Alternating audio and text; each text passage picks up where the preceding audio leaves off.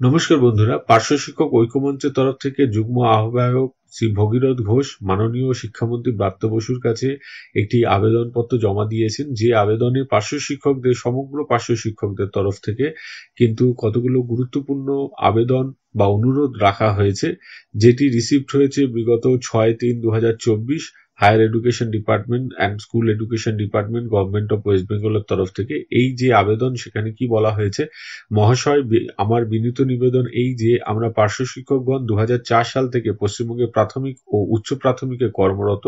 মাননীয় মুখ্যমন্ত্রী বারবার প্রতিশ্রুতি দিলেও দীর্ঘ 20 বছরের কর্মজীবন আজও উন্নয়নের সরকারের কাছে উপেক্ষিত।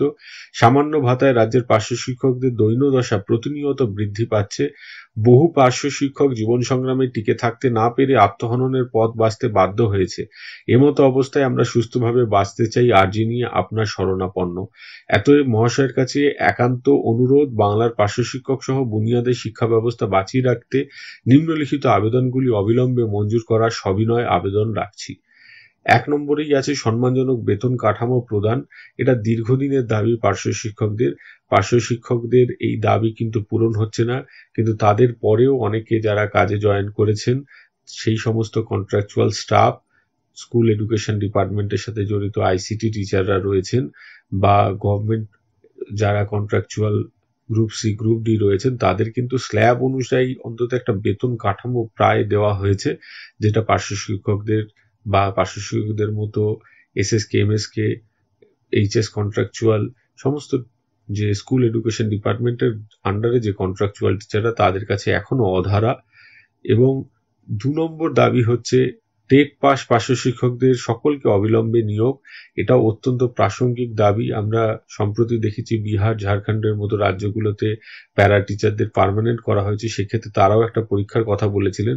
এখন পার্শ্ব শিক্ষক শিক্ষিকারা যেহেতু সকলেই ট্রেন্ড, এবং তাদের মধ্যে যারা টেট কোয়ালিফাই করেছেন, তাদের কিন্তু সব যোগ্যতাই পূর্ণ হয়েছে। তাদের স্থায়ী পদে নিয়োগ না করার আর কোনো কারণ নেই।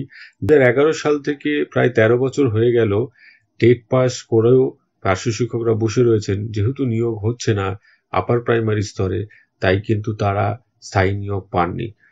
আদালতের রায়কে মান্যতা দিয়ে নিযুক্তির দিন থেকে ইপিএফ চালু। এই ইপিএফ এর ব্যাপারে আপনারা জানেন যে single bench, division bench, supreme court, single bench, এই যে বারবার কোর্টের চক্কর কাটা হচ্ছে, কিন্তু ইপিএফ এর যেটা তাদের পার্শ্ব শিক্ষকদের ন্যায্য পাওনা, সেটা কিন্তু পূরণ হচ্ছে না। সে ব্যাপারেও দাবি করা হয়েছে। গ্র্যাচুইটি 3 লক্ষ টাকার অর্ডার এখনো পর্যন্ত আছে, 5 লক্ষ টাকা হওয়া উচিত। কারণ 2 বা 3 লক্ষ যাদের গ্র্যাচুইটি, তাদের মাননীয় অর্থমন্ত্রী বলেছিলেন বাজেট অধিবেশনে যে তাদের 5 লক্ষ করা হবে, কিন্তু তার অর্ডার এখনো বেরোয়নি। পার্শ্ব শিক্ষকদের তরফ থেকে যেটা দাবি করা হয়েছে সেটা 10 লক্ষ টাকা গ্র্যাচুইটি। চাইল্ড কেয়ার লিভ অন্যান্য যে পার্মানেন্ট স্টাফ স্কুলের সাথে যুক্ত তাদের রয়েছে, কিন্তু প্যারা টিচারদের নেই। এই ব্যাপারে কিন্তু আবেদন জানিয়েছেন প্যারা টিচাররা। আবেদনের ভিত্তিতে বদলির সুযোগ প্রদান। মাঝে একবার মাননীয় শিক্ষামন্ত্রী বলেছিলেন এই সুযোগটা দেওয়া হবে, কিন্তু কোনো অজ্ঞাত কারণে তা এখনো চালু হয়নি। সেই ব্যাপারটি স্মরণ করিয়ে দেওয়া হয়েছে। কর্মরত অবস্থায় পার্শ্ব শিক্ষক পরিবারকে আর্থিক সাহায্য ও পোষ্যকে চাকরি প্রদান, এটি অত্যন্ত মানবিক একটি দাবি। তো প্রত্যেকটি দাবি যথেষ্ট সঙ্গত। এখন দেখা যাক মাননীয় শিক্ষামন্ত্রী এবং তার থেকেও ওপরে মাননীয় মুখ্যমন্ত্রী এই বিষয়ে কি ভাবেন। তাদের ভাবনার উপরই সবটা নির্ভর করছে। আজকে এই পর্যন্ত। সকলে ভালো থাকবেন, সুস্থ থাকবেন। ধন্যবাদ।